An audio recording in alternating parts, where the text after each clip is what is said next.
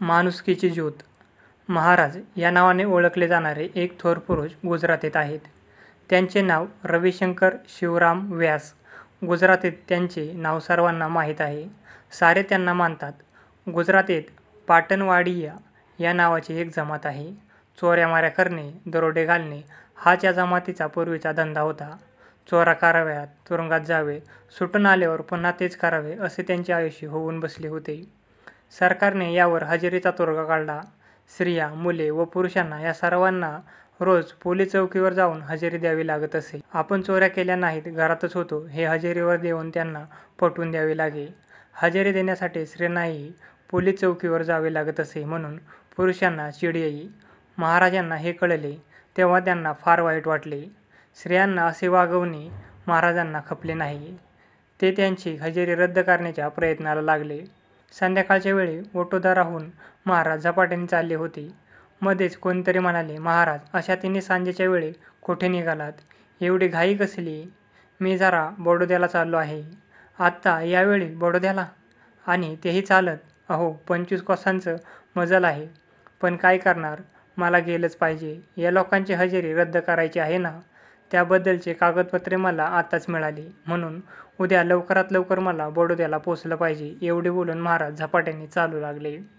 सारी रात्र चालून चालून महाराज बडोद्याला पोचले. तेथे अधिकाऱ्यांना भेटले. हजेरी रद्द करण्याचा हुकूम मिळवला आणि ते लगेच फिरले. वाटेतच मध्यरात्र झाली. दिवस थंडीचे होते. त्यांच्या मनात विचार आला, आता कडाक्याची थंडी पडली आहे. असे थंडीत चालत राहण्याऐवजी येथेच कुठेतरी रात्र काढावी. सकाळ झाल्यावर उठून लगेच गावी जाऊ असा विचार करत ते निघाले. किनखेड नावाच्या एका गावाजवळ आले. मध्यरात्रीची वेळ. त्या खेड्याजवळ यावेळी कोणी जागा असणार आणि झोपलेल्यांना उठवायचं तरी कसं? महाराज तसे आपल्या ओळखीच्या घराजवळ गेले, पण त्यांनी कोणाला उठवले नाही. समोर गवताची एक गंज होती. तेथून थोडे गवत त्यांनी काढून घेतले. तेच अंथरूण म्हणून अंगणात टाकले आणि गवताच्या बेशण्यावरच त्यांनी अंग टाकले. थकलेला जीव. लगेच त्यांना झोप लागली. पहाट होताच ते उठले आणि झपाट्याने पुढे चालू लागले. त्यांच्या प्रयत्नाने पाटणवाडी जमातीची हजेरी रद्द झाली.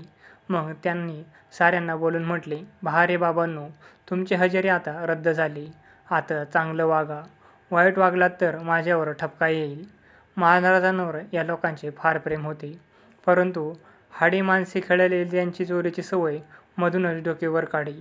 गुन्हा घडे. महाराज मग सर्वांना एकत्र जमवून म्हणत, कोणी चोरी केली हे कबूल करा आणि शिक्षा भोगायला तयार व्हा, नाहीतर मी उपास करीन. कधी कधी त्यांची ही मात्रा लागू पडत नसे. मग महाराजांना उपास करावा लागे. एक 2 दिवस नाही तर कधी कधी 8 10 दिवस सुद्धा उपास करावा लागे. मग मात्र चोरी करणारा अपरात्री येऊन महाराजांचे पाय धरी, गुन्हा कबूल करी आणि महाराजांना उपास सोडण्यास सांगे. महाराजांना आनंद होई. ते त्याला चौकीवर नेत. गुन्हा केल्याबद्दलची त्याची शिक्षा सौम्य करण्याची खटपट करीत, पण गुन्हा केल्यास शिक्षा भोगलीच पाहिजे हे त्याला पटवीत. रिकामपण हे गुन्ह्याचे मूळ आहे. ही गोष्ट सर्वांना महाराजांनी पटवून दिली. मोठा प्रयत्न करून या जमातीला त्यांनी जमिनी मिळवून दिल्या. बियाणे देऊन शेती करायला लावले. दुष्काळात कामे मिळवून दिली. त्यांना लिहायला वाचायला शिकवले. साथीच्या रोगात रोग्यांची सेवाचारी केली. हाक आले तेथे तेथे ते धावून गेले. लोकांची सेवा करण्यात ते आयुष्याचा क्षण न क्षण वेचतात. एकदा एका मुलाला कुत्रे चावले. जखम खूपच चिघळली. मुलाची तडफड त्यांना पाहावेना. त्यांची काळजी कोणी घेतली नाही. दुखणे जीवावर बेतले. महाराजांना ते कळले. मात्र त्यांनी मुलाला आणि त्याच्या वडिलांना दवाखान्यात नेले. मुलाला तपासून डॉक्टर म्हणाले, मुलाला काही दिवस इथंच ठेवले पाहिजे. महाराजांना प्रश्न पडला, मुलाजवळ कोण राहणार? ते त्याच्या वडिलांना म्हणाले, तू राहा बाबा मुलाजवळ. पण मुलाचा बाप म्हणाला, नाही बाबूजी, मी कसा राहू? माझ्या शेताची सगळी कामं तुंबली आहेत. इथं बसून राहू आणि वर्षभर काय खाऊ? यावर महाराज काय बोलणार? महाराजांनी त्यांची अडचण ओळखली आणि मुलाची सेवा करण्यासाठी ते स्वतःच मुलाजवळ राहिले. महाराजांनी आपले सगळे जीवन लोकसेवेलाच वाहिले आहे. त्यासाठी त्यांना खूपच त्रास भोगावा लागला, पण तो सर्व ते आनंदाने सोसतात.